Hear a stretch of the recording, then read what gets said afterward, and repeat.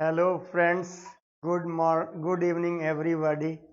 आप लोगों को नमस्कार, गुड मॉर्निंग एवरीबॉडी। पहला बार मिलते हैं तो गुड मॉर्निंग बोलते हैं, गुड इवनिंग। सब लोग ठीक है भाई? आप लोग अच्छे हो? हाँ। देखो भाई, हमने कल आप लोगों के सामने कमिटमेंट किया था, है ना, कि मैं टॉपिक वाइज आपको क्लास कराऊंगा। ठीक है, तो हमने ये टॉपिक सेलेक्ट किया है, number system, LCM, HCF, simplification, power, सबको हमने इतना टॉपिक बांटा है भाई। अब आपको ये बताना है कि जो कौन सा टॉपिक आपको पहले कराना है। ठीक है, जो टॉपिक आप कराएंगे कहेंगे उसी टॉपिक को पहले हम कराएंगे। उस टॉपिक का क्या करेंगे, जैसे हमारे पास जो प्रीवियस ईयर क्वेश्चन है ग्रुप डी का, है ना, जैसे टाइम एंड वर्क का है, तो टाइम एंड वर्क का ग्रुप डी का हमारे पास मान लो 50 क्वेश्चन है, तो हम 50 क्वेश्चन पहले कराएंगे। ठीक है, 50 क्वेश्चन कराएंगे, उसके अनुसार थियरी पढ़ाएंगे, उसके अनुसार कैसे हल करना है ये बतलाएंगे। उसी तरह से आप कहेंगे नहीं भाई परमुटेशन कॉम्बिनेशन पढ़ा दीजिए, तो परमुटेशन कॉम्बिनेशन प्रोबेबिलिटी में जो ग्रुप डी में पूछा है, एनटीपीसी में पूछा है, वो सवाल करा देंगे, या उसका उससे जो रिलेटेड थियरी वो पढ़ा देंगे। तो आप लोगों के निर्णय के आधार पे हम चलेंगे। ठीक है, तो आप लोग पहले ये बताना, अगर कोई जो विद्यार्थी, देखो ये हमने कहा है कि हमने कल जो कमिटमेंट किया था कि चैप्टर वाइज हम आपको सवाल कराएंगे। ठीक है, तो चैप्टर वाइज सवाल कराने के लिए मैं आपके पास आया हूं। हमने इतना टॉपिक आपके सामने रखा है, ज्योमेट्री, कोऑर्डिनेट ज्योमेट्री है, ट्रिग्नोमेट्री, हाइट एंड डिस्टेंस है, अलजेब्रा है, जो ये आपके लिए इंपॉर्टेंट है भाई, इस पे ज्यादा हम लोगों को फोकस करना है। ठीक है, इस पे ज्यादा फोकस करना है भाई। देखिए ये हमारे लिए काफी इंपॉर्टेंट है, अलजेब्रा, ट्रिग्नोमेट्री है, ज्योमेट्री है, मेंसुरेशन है, स्टैटिस्टिक्स है, परम्यूटेशन कॉम्बिनेशन है। तो आप लोग जो चैप्टर कहेंगे वही चैप्टर हम पढ़ाएंगे, है ना। तो आप लोगों को चैप्टर बतलाना है। ठीक है, तो हमने आज ऐसे ही, क्योंकि पहला कल हमने अनाउंस किया और अचानक आज हम इंट्रोड्यूस कर रहे हैं अपने आप को, तो हमने क्या किया भाई, नंबर सिस्टम का एक सिंपल सा पार्ट उठा दिया है आज केवल। लेकिन कल से आप जो चैप्टर कहेंगे, आप लोग, अगर आप लोगों को टाइम एंड वर्क पहले पढ़ना है, टाइम एंड डिस्टेंस पढ़ना है, ठीक है, तो अगर टाइम एंड वर्क पढ़ना है पहले, देखिए अगर पहले टाइम एंड वर्क पढ़ना है, time and work, pipe and cistern, नल एवं टंकी, पाइप एंड सिस्टर्न, ये पढ़ना है, तो पहले आप लोग ये टाइप कर दीजिएगा, तो हम पहले इसी चैप्टर को पढ़ा देंगे, है ना। टाइम एंड वर्क अगर ये टाइप कर दीजिए कि नहीं भाई हमको ये चैप्टर करना है, तो ये चैप्टर पहले कराएंगे आपको, मेरा ये वादा है। टाइम एंड वर्क पहले पढ़ाएंगे आपको। अगर आप कहते हैं नंबर सिस्टम पहले कराओ भाई, तो नंबर सिस्टम कराएंगे। ठीक है, ओके। तो आप लोग जल्दी से बता दो कि टाइम एंड वर्क कल बताना, टाइम एंड वर्क पढ़ना है, क्या पढ़ना है। ये जो मेरा रणनीति है ये सही है कि नहीं, इसके बारे में आप लोगों को सोचना है।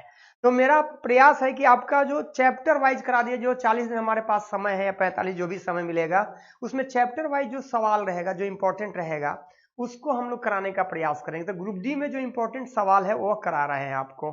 ठीक है, तो आज हम स्टार्ट करते हैं भाई, जो पहला हम लोग का है।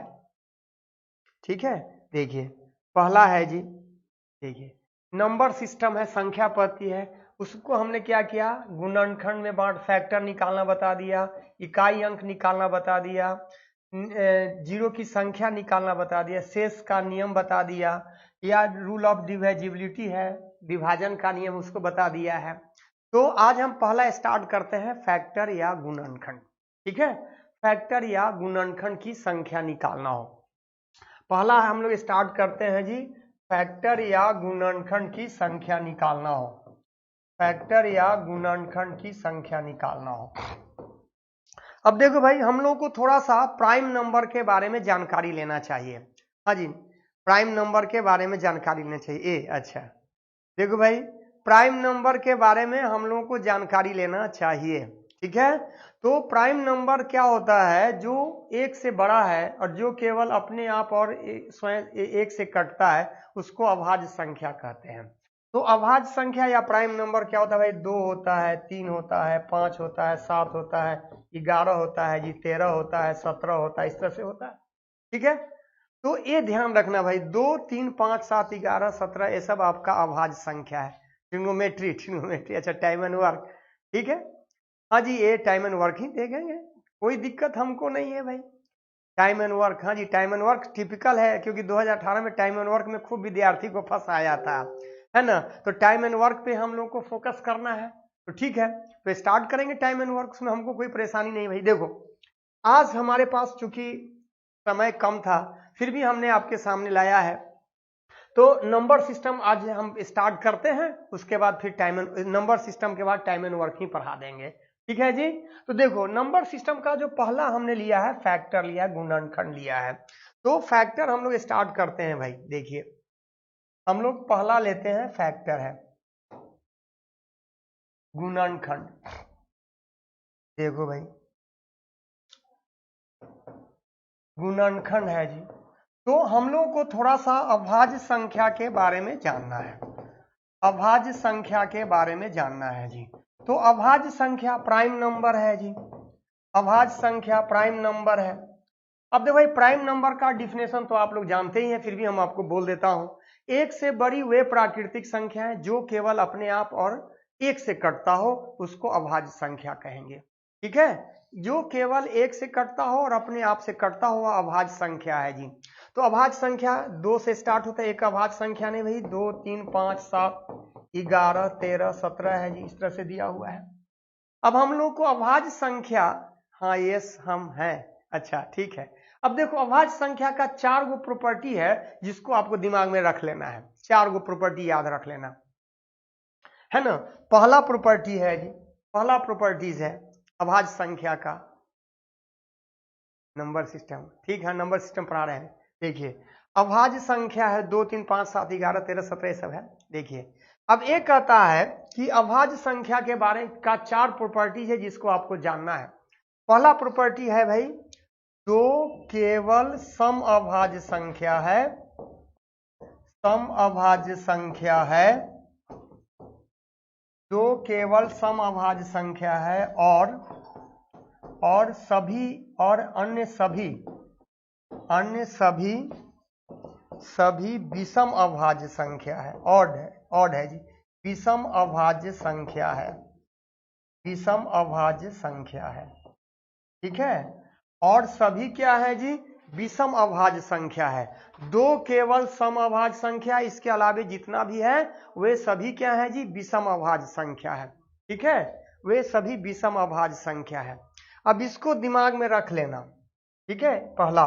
दूसरा पॉइंट है जी, दूसरा पॉइंट याद रखना है, देखिए दूसरा पॉइंट हम लोग को याद रखना है ना। देखिए देखिए 5 से बड़ी अभाज्य संख्या में 5 से बड़ी अभाज्य संख्या में 6 से भाग देने पर 6 से भाग देने पर 6 से भाग देने पर 6 से भाग देने पर शेष 1 या 5 प्राप्त होता है, शेष 1 या 5 प्राप्त होता है, ठीक है। सबसे बड़ी अभाज्य संख्या में 5 से बड़ी अभाज्य संख्या में 6 से भाग देने पर शेष हमेशा 1 या 5 प्राप्त होगा। ये नियम याद कर लेना, चाहे वह अभाज्य संख्या 5 अंक का हो, चाहे 4 अंक का हो, चाहे 3 अंक का हो, अगर उसमें 6 से भाग दीजिएगा तो शेष कितना आएगा भाई, 1 या 5 आएगा। अब देखो शेष कितना आएगा भाई, 1 या 5 आएगा, है ना जी। अब देखिए अब आपको कहे कि 1003 को 6 से भाग देने पर कितना शेष प्राप्त होगा, 6 से भाग देने पर कितना शेष प्राप्त होगा, 6 से भाग देने पर कितना शेष प्राप्त होगा। 3 नहीं, देखो यहाँ पे काट देते हैं, सॉरी भाई। देखो ये कहता है, जैसे एग्जांपल लेते हैं भाई, कहता है अब मान लो ये दिया हुआ है 97 प्लस है जी 103 प्लस है 203 है जी, को 6 से भाग देने पर कितना शेष प्राप्त होगा? भाग देने पर कितना शेष प्राप्त होगा? मान ले सवाल है, कितना शेष प्राप्त होगा? अब देखो, अब ये सवाल है जी, है ना। अब देखो भाई, ये सवाल बनाते हैं तो 97 अभाज्य संख्या तो एक शेष हो गया, इसलिए अभाज्य संख्या शेष एक हो गया। अब 203 के बारे में हमको पता नहीं है, हम छोटा वैल्यू ले लिया है। 203 के बारे में पता नहीं है भाई, तो 203 को हम लोग क्या करते हैं, 6 से भाग दे देते हैं। तो 6 से जब भाग दीजिएगा तो 36 18 आ जाएगा जी। 36 18 कितना हो गया भाई? 2 हो जाएगा, 2 हो गया, 3 है, अब 3 बार भाग लगेगा। 36 18 शेष कितना हो गया जी? 5 आ जाएगा। अब इसको जोड़ते हैं भाई, तो कितना हो गया? 7 आ जाएगा। डायरेक्ट भाग देने से कोई नियम हम नहीं बता रहे हैं, डायरेक्ट भाग देकर बता रहे हैं भाई, सबको डायरेक्ट भाग दे रहे हैं। लेकिन ऐसा सवाल आपके परीक्षा में पूछेगा नहीं, इतने एकदम बउआ की तरह सवाल नहीं पूछने वाला है। अब आपको कहेगा ना कि 4 अंकों की सबसे बड़ी अभाज्य संख्या में 6 से भाग देने पर शेष प्राप्त होता है, 1 या 5, 3 या 4 ऐसा दिया रहेगा। तो आप आंसर क्या दीजिएगा? 1 या 5। कोई भी 5 से बड़ा किसी अभाज्य संख्या में भाग देंगे तो शेष कितना आएगा भाई? 1 या 5 आने वाला है। जैसे आपको सवाल कह दे कि किसी अभाज्य संख्या में, देखिए अब कहेगा ना कि p इज ग्रेटर देन 5 को 6 से भाग देने पर कितना शेष प्राप्त होगा?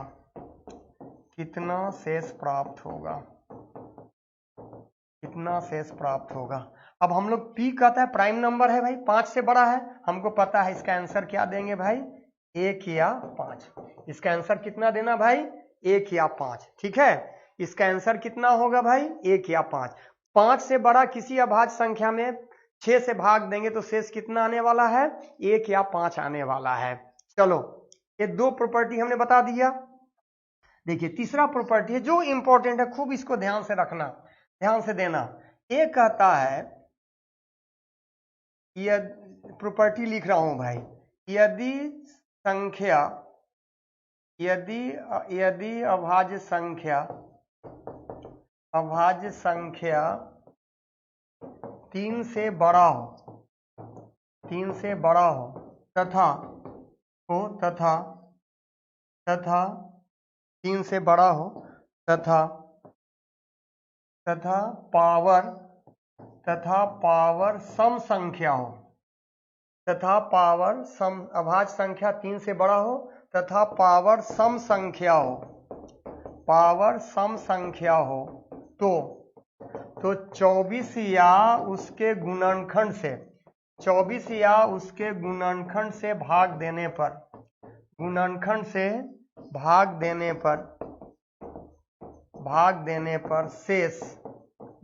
पर शेष 1 प्राप्त होता है। अब ये याद रखना है ना, बहुत इंपॉर्टेंट फॉर्मूला बता रहे हैं, नियम लिखा रहे हैं आपको। कहता है कि यदि अभाज्य संख्या 3 से बड़ा हो और पावर अगर सम संख्या हो तो 24 या उसके गुणनखंड से भाग दीजिएगा तो शेष हमेशा 1 प्राप्त होगा। ये याद कर लेना, शेष कितना प्राप्त होगा जी? 1 प्राप्त होगा, है ना। कोई भी अभाज्य संख्या जो 3 से बड़ा है उस पर अगर सम पावर आ जाए तो उसका शेष कितना आने वाला है भाई? 1 आने वाला है। 24 से या उसके गुणनखंड से भाग दीजिएगा। अब देखो, अब हम लोग जैसे कहे, अब आपको कहेगा ना, देखिए अब कहेगा कि 17 पावर 142 को 12 से भाग देने पर कितना शेष प्राप्त होगा?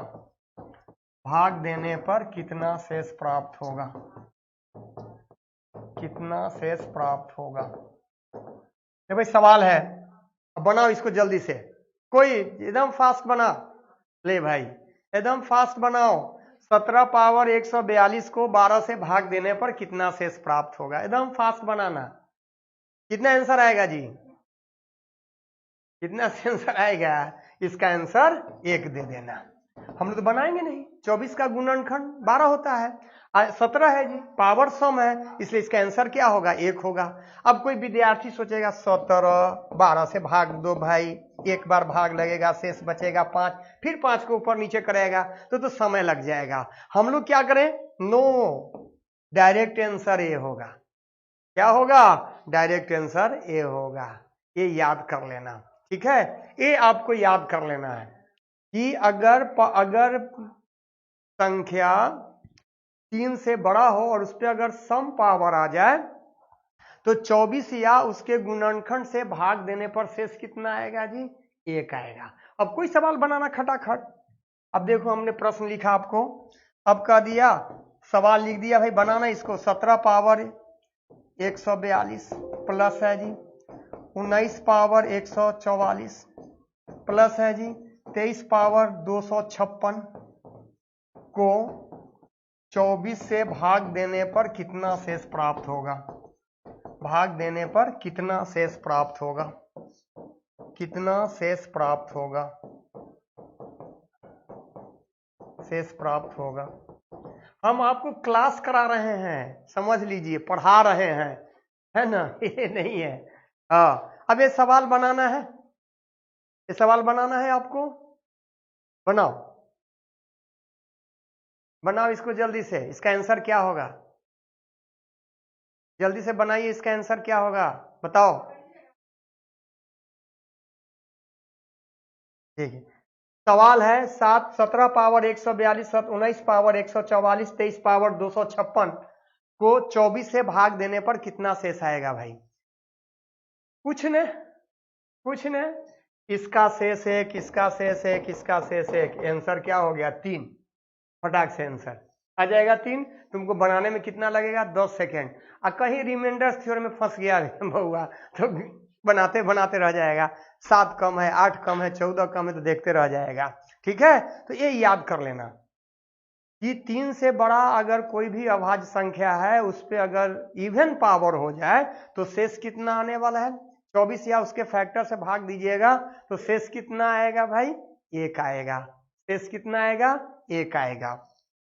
अब देखो, अब हमने सवाल ऐसा कर दिया, अब कहेगा 17 पावर 142 पावर 143 पावर 144 को 24 से भाग देने पर कितना शेष प्राप्त होगा? भाग देने पर कितना शेष प्राप्त होगा? कितना शेष प्राप्त होगा, है ना? ये सवाल हमने लिखा। सवाल है 17 पावर 142 पावर 143 पावर 144 को 24 से भाग देने पर कितना शेष प्राप्त होगा। अब ये सवाल बनाना है ना? कुछ नहीं, एकदम धुआं उड़ा दो इस सवाल के। एक इसका शेष 1 और इवन पावर है। अब 1 पर कोई भी पावर है तो कितना आएगा? 1 पावर 143 पावर 144, है ना? अब देखो इसका शेष कितना आने वाला भाई? 1 आने वाला है। इसका शेष कितना हो जाएगा? 1 हो जाएगा। अब बताओ, तुम्हारे लिए कोई है? रिमाइंडर थ्योरम क्यों रखने जाएंगे? क्यों जानेंगे? क्यों नहीं अभाज्य संख्या के प्रॉपर्टी पर सवाल बनाओगे? बताओ भाई, अभाज्य संख्या का प्रॉपर्टी का हम लोग क्यों नहीं प्रयोग करें कि इसको रिमाइंडर थ्योरम पे ले जाएं, है ना? तो अभाज्य संख्या का नियम जरूर याद करना, ये तुम्हारे लिए उपयोगी है, बहुत काम का चीज है, इसको ध्यान रखना भाई। देखिए देखिए अब एक कहता है, देखिए अब एक कहता है, देखिए अब है जी, अब कहेगा कि यदि, अब देखो सवाल हमने लिखा 2 का स्क्वायर प्लस 3 का स्क्वायर प्लस 5 का स्क्वायर प्लस 7 का स्क्वायर प्लस 11 का स्क्वायर प्लस 13 का स्क्वायर प्लस है जी 19 का स्क्वायर प्लस 23 का स्क्वायर को 8 से भाग देने पर कितना शेष प्राप्त होगा? भाग देने पर कितना शेष प्राप्त होगा? कितना शेष प्राप्त होगा? सवाल हमने लिखा भाई, देखिए सवाल हमने लिखा है कि 2 का स्क्वायर, 3 का स्क्वायर, 5 का स्क्वायर, 7 का स्क्वायर, 11 का स्क्वायर, 13 का स्क्वायर, 19 का स्क्वायर, 23 का स्क्वायर को 8 से भाग देने पर कितना शेष प्राप्त होगा। सवाल में कुछ दम नहीं है। हम 2 का स्क्वायर, 3 का स्क्वायर, सब का स्क्वायर कर लिए, जोड़ के भाग दिए तो समय तो लगबे ना करेगा जी। जोड़ दिए, वर्ग करके जोड़ के भाग दे देंगे, कौन बरखा चीज है, कुछ हो ना। लेकिन हम लोग तो वर्ग करेंगे, जोड़ेंगे, भाग देंगे, तो नेचुरली आपको क्या लगेगा भाई, समय लगने वाला है। तो हमको समय बचाने के लिए ना सीखना है जी। तो इसको क्या करेंगे, हमको पता है कि 3 से ऊपर जितना भी अभाज्य संख्या है उस पर अगर इवन पावर होगा तो शेष कितना आएगा भाई, 1 आएगा। तो देखो भाई, इसमें शेष 1, इसका शेष 1, सबका शेष 1 1 हो जाएगा। तो कै गो संख्या, 1 2 3 4 5 6 गो हो गया। 6 गो संख्या है जी, तो 6 बार 1 लिख दीजिए। तो 6 बार 1 जोड़ेंगे तो 6, और 3 का तो क्या हो गया, 3 का स्क्वायर 9, 2 का स्क्वायर 4, 9 4 13 और 6 19। अब 19 को 8 से भाग दे दीजिए भाई, तो 8 दूना 16, शेष कितना आ गया, 3। अब आपका आंसर कितना हो जाएगा भाई, 3 आंसर हो जाएगा। तो इसका आंसर कितना दीजिएगा, 3 आंसर दीजिएगा। ठीक है, अब इसका आंसर कितना हो गया भाई, 3 आंसर हो जाएगा। बताओ, सवाल में किसी को डाउट है, किसी भी आदमी को डाउट है तो बताओ, है जी, किसी को अगर डाउट है तो बताओ भाई, है ना। ये प्रॉपर्टीज अगर आपके दिमाग में है तो रिमाइंडर थ्योरम भूल जाएगा, रिमाइंडर थ्योरम का प्रयोग करने का जरूरत नहीं पड़ेगा, डायरेक्ट आप आंसर निकाल के आ जाओगे। ठीक है, रिमाइंडर थ्योरम को भूल जाओगे अगर इस नियम का प्रयोग कर लिए, सीख लिए आप तो, है ना जी। चलिए, ऐसे शर्मा लिख लिया भाई। देखिए, अब जैसे देखो भाई, अब देखिए, अब यहां पे कहता है कि यदि, अगला है जी, यदि 3 से बड़ी अभाज्य संख्या पर विषम पावर हो,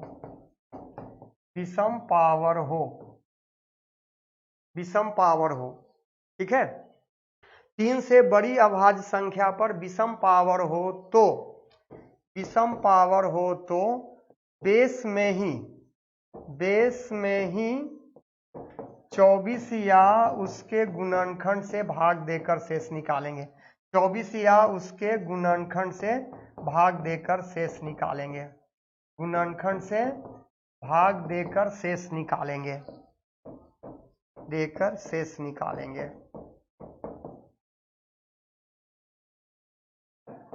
गुणनखंड से ही भाग देकर शेष निकालेंगे। ठीक है, चलिए, अब देखो ये सवाल हम लोगों को है बनाना।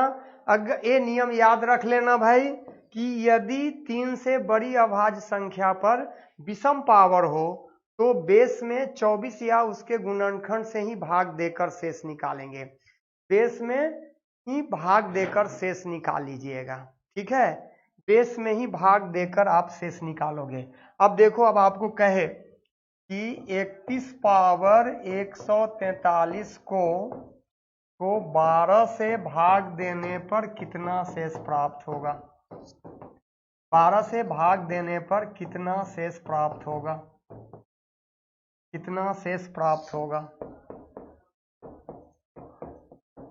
अब चलो भाई, सवाल है, कहता है 31 पावर 143 को 12 से भाग देने पर कितना शेष प्राप्त होगा भाई, है ना। अब ये सवाल बनाना है हम लोग, ये सवाल क्या करना है, बनाना है। अब देखो, पावर विषम है, डायरेक्ट बेस में भाग दे देना, 31 में 12 से भाग दे दीजिए, कितना हो गया भाई, 12 दूना 24, शेष कितना बच गया, 7। अब आपका आंसर कितना हो गया भाई, 7 आंसर हो जाएगा। ठीक है, इसका आंसर कितना दीजिएगा, 7 आंसर दीजिएगा। ठीक है जी, तो ये 4 नियम बता दिया आपको, ये नियम याद रख लेना। अब देखो, अब कहता है ना,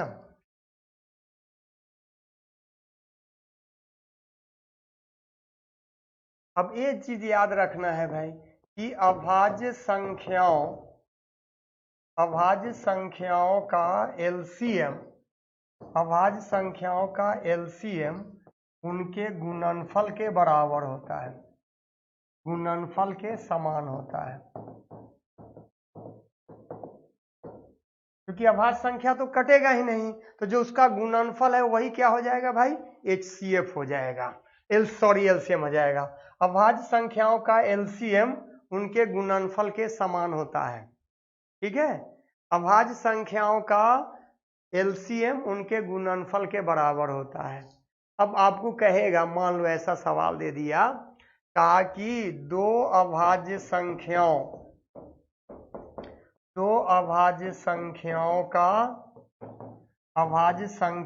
का एलसीएम 323 हो तो संख्याओं का योग ज्ञात कीजिए। संख्याओं का योग ज्ञात कीजिए। योग कितना होगा? बनाओ जी, सवाल बनाओ। 10 सेकंड आप लोगों को समय देते हैं। ये सवाल बनाना है, एक प्रश्न लिखते हैं जी। दो अभाज्य संख्याओं का एलसीएम 323 हो तो संख्याओं का योग कितना होगा? ये सवाल बनाओ भाई आप लोग। थोड़ा हम इंतजार करें, आप लोग बनाते हैं, कितना फास्ट बनाते हो। हाँ जी, बनाइए तो इसको जल्दी से। हाँ जी, जल्दी से इसको बनाओ। इसको बनाइए भाई, है ना? बनाओ इसको। देखो, अब हम लोगों को पता है कि दो अभाज्य संख्या का एलसीएम उसके गुणनफल के बराबर है जी। तो 323 का गुणनखंड कर दीजिए। 323 का क्या करेंगे? गुणनखंड कर देते हैं। तो 323 का गुणनखंड जब आप करिएगा तो इसको गुणनखंड करने का भी थोड़ा सा दिमाग लगाना, थोड़ा सा गुणनखंड करने के लिए थोड़ा सा दिमाग लगाना। अब देखो जी, 323 के नजदीक किसका वर्ग आता है ये देख लो। तो 18 का स्क्वायर 324 होता है। तो 18 से छोटा अभाज्य संख्या जैसे 17 है ना, 17 है, 13 है, उससे भाग देकर चेक कर लेंगे। तो 17 से इसको भाग दे दीजिए भाई। तो 17 एक बार भाग लग गया, 17 नमा 53 से 19 हो गया। अब आपका संख्या हो गया 17 और 19 हो गया, संख्या आ गया। अब इसका योग कहता है तो जोड़ दीजिए भाई। तो 17 प्लस 19 कितना आंसर हो गया? 36। देखो कितना फास्ट हो गया, है ना? कितना फास्ट आप बना लिए भाई। अगर थोड़ा सा दिमाग रखिएगा तो फास्ट बना के आइएगा, है ना? ये मेरा दावा है। बस अगर गुणनखंड आपको नहीं पता चला है, क्या करना? वर्ग ले लेना। वर्ग से जो छोटा अभाज्य संख्या होगी, जिसका वर्ग होगा, उसे छोटा अभाज्य संख्या ले लेना, उसे गुणनखंड करना, देखना तुम्हारा आंसर आ जाता है कि नहीं आ जाता है। ठीक है, उसका गुणनखंड करके बना लेना भाई। ठीक है जी। हाँ, चलिए, आज आप लोग थोड़ा सा ध्यान रखेंगे ना, तो मैथ का मैं बेहतरीन नियम लेके आऊंगा जो आपको बताने का प्रयास करूंगा। बेहतरीन से बेहतरीन नियम जो हम जानते हैं उसको लाने का प्रयास करेंगे और आपको बताने का प्रयास कर, लाने का प्रयास नहीं, बताने का और समझाने का प्रयास करेंगे। ये मेरा दावा है। ठीक है, देखो, अब देखो भाई, अब तो डायरेक्ट बना लेना तुम। सवाल में क्या दिक्कत है? कोई दिक्कत है ना? अब देखो भाई, अब यहां पे कहे तीन अभाज्य संख्याओं, मान लो तीन अभाज्य संख्याओं का एलसीएम, अभाज्य संख्याओं का एलसीएम 1001 हो तो संख्याओं का योग कितना होगा? संख्याओं का योग कितना होगा? योग कितना होगा? संख्याओं का योग कितना होगा? अब ये सवाल है भाई, है ना? ये सवाल को ध्यान से बनाओ, सोचो। तीन अभाज्य संख्याओं का एलसीएम 1001 है तो संख्या निकालिए। अब देखो, अब हम लोग क्या करेंगे इसको बनाने के लिए? सिंपल सा रूल नहीं, देखो 1000 एक तीन संख्या, तो क्यूब, तो किसका क्यूब 1000 के नजदीक आएगा? 1001 के 10 का। तो 10 से छोटा अभाज्य संख्या कौन है जी? 7, 5, तो 7 से भाग देते हैं। तो 1001 को 7 से गुणनखंड कर दो भाई। तो 7 से भाग देते 64 98, 14 1 आ गया। अब देखो, इसको भाग देते 11 से कट जाएगा, 11 13 हो गया। अब संख्या क्या हो गया भाई? 7 11 13। अब यही आपका आंसर हो गया। अब संख्या निकल गया तो यूं बना लीजिए, सवाल में कुछ है नहीं भाई। अब संख्या का योग निकाल लो भाई। तो योग निकालते हैं तो संख्याओं का योग बराबर हो गया 7 प्लस 11 प्लस 13, जोड़ दीजिए भाई, 18 13 31। अब आपका आंसर कितना हो गया? 31 हो जाएगा। ठीक है जी, 31 हो जाएगा। अब बताओ इसमें किसी को दिक्कत है? आज हमने 5 प्रॉपर्टी अभाज्य संख्या का निकाला। अब अभाज्य संख्या का फैक्टराइज करना आपको बता दिया। 3 संख्या रहे तो घनमूल देख लेना, 2 संख्या रहे तो वर्गमूल देख लेना, उसे छोटा अभाज्य संख्या से भाग देना।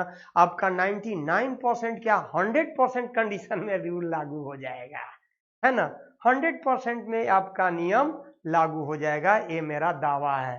ठीक है जी। ये 5 प्रॉपर्टी आज हमने पढ़ाया है। हो सकता है कुछ प्रॉपर्टी आप जानते हो, कुछ प्रॉपर्टी नहीं जानते हो। आपको अगर अच्छा लगता है तो हमको पसंद करते हैं तो लाइक करिएगा, नहीं पसंद लगता है तो मत लाइक करिए। That's all. आज इतना पढ़ाया है। अब आप लोगों को मैं बताता हूं कि टाइम एंड वर्क जो सबसे हार्ड रहेगा, टाइम एंड डिस्टेंस का है, उसका टेक्निक बताएंगे, कैसे फास्ट बनाएगा, कैसे अप्रोच करेगा, क्या अप्रोच का टेक्निक होना चाहिए, एलसीएम मेथड लागू करें या रेशियो मेथड लागू करें, कौन सा मेथड लागू करना है, ये सिखाएंगे आपको। ठीक है। तो अब हम क्वेश्चन का सिलेक्शन करके लाएंगे और आपको प्रिंट कॉपी देंगे। प्रिंटेड रहेगा क्वेश्चन, उसको एक्सप्लेन करेंगे, बताएंगे। लेकिन थियरी जो बताएंगे वह लिख कर बताएंगे। जो थियरी पढ़ाएंगे वह लिख कर बताएंगे, जो प्रैक्टिस कराएंगे क्वेश्चन वह प्रिंटेड रहेगा। ठीक है। ओके। आज थोड़ा इतना ही। लेकिन मेरा क्लास मैं जो लाइव आऊंगा आप लोगों को फ्री, 1 पैसा नहीं ले रहा हूं। बस मेरा मोटो है कि आपकी नौकरी लग जाए, आपको सफलता मिल जाए। इसी के लिए हम काम कर रहे हैं, है ना। यही मेरी कामना है कि आपको नौकरी मिले। मैं उसमें अगर 1 नंबर भी आपको बढ़वा दूं, 2 नंबर भी बढ़वा दूं, अगर आपका 2 नंबर से सिलेक्शन हो जाए, यही मेरी कामना है, यही मेरी चाहत है। इसी चाहत के आधार पे मैं मेहनत करता हूं। आपका स्नेह चाहिए, प्रेम चाहिए। Thank you. फिर कल मिलते हैं नया। कल टिपिकल रूल के साथ आएंगे, फैक्टर वाला, उसको पढ़ाएंगे। तब आपको सवाल ऐसे दिया हुआ है, आप लोग जानकार आदमी हैं, बार बार रेलवे बोर्ड एनटीपीसी में पूछा, आपके परीक्षा में भी आएगा। अब उस सवाल को लेकर के हम आएंगे कल, फैक्टर्स के बारे में बताएंगे। प्राइम फैक्टर क्या होता है, फैक्टर कैसे निकालते हैं, सम फैक्टर क्या होता है, विषम फैक्टर क्या होता है, उसका योग कैसे निकालेंगे, उसका प्रोडक्ट कैसे निकालेंगे, सब सिखा देंगे आपको जी। ठीक है। Thank you. 6:45 से आएंगे लाइव, है ना। 6:45 में इंतजार करना मेरा। ठीक है। 6:45 में आएंगे। 40 मिनट हम पढ़ाएंगे। हम 4 घंटा मैराथन नहीं पढ़ाते हैं, हम 40 मिनट पढ़ाएंगे और आपको समझा के जाएंगे। मैराथन पढ़ाने वाला क्या होता है, वो आपको ठगता है। मैराथन पढ़ा के क्या करे, 8 घंटा पढ़ा दिया तो 8 घंटा तुम्हारा कैपेसिटी नहीं एब्जॉर्ब करेगा, तो बेकार है। वो सब चीज पे हम नहीं फोकस करना है। 45 डेली अगर भोजन मिले थोड़ा थोड़ा तो पेट भरेगा। एक दिन खूब खा लो तो पेटवा क्या हो जाएगा, खराब हो जाएगा। एक दिन 8 घंटा पढ़ लिया, एक दिन पढ़ ही ना रहा है तो उसे बेकार हो, तो अपना नुमाइश होगा कि हम इतना जानकार आदमी पढ़ा रहे हैं। लेकिन आपको पर डे जो थोड़ा थोड़ा मिलेगा वो ज्यादा प्रॉफिटेबल रहेगा और अच्छा रहेगा। Thank you. हम लोग फिर कल मिलते हैं भाई। Okay, have a nice day, nice collection. Okay.